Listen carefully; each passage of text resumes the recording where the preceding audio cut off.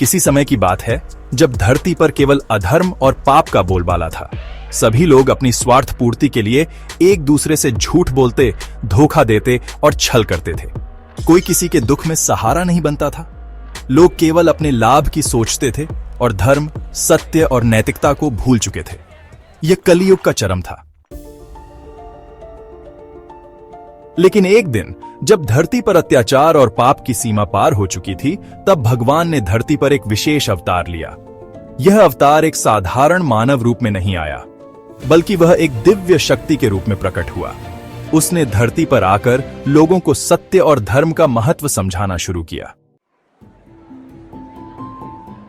वह अवतार लोगों से कहने लगा, तुम सब अब अपने पापों को छोड़ दो और सत्य, अहिंसा और प्रेम का मार्ग अपनाओ। अगर तुम सच्चे दिल से अच्छाई की ओर मुड़ोगे तो तुम सबका उद्धार होगा।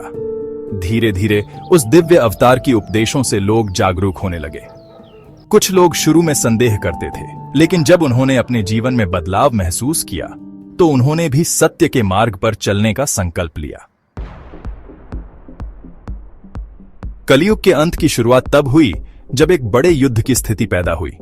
यह युद्ध केवल भौतिक नहीं था, बल्कि यह आत्मिक और मानसिक था।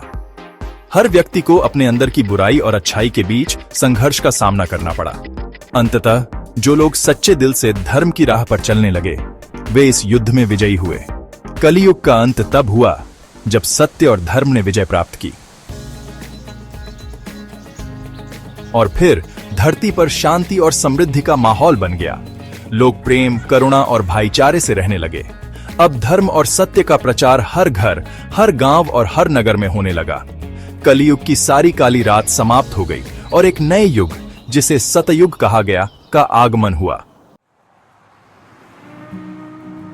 यह कहानी यह सिखाती है कि भले ही कलियुग में पाप और अधर्म का बोलबाला हो, लेकिन सत्य, धर्म और अच्छाई की शक्ति अंत में हमेशा विजय प्राप्त करती है।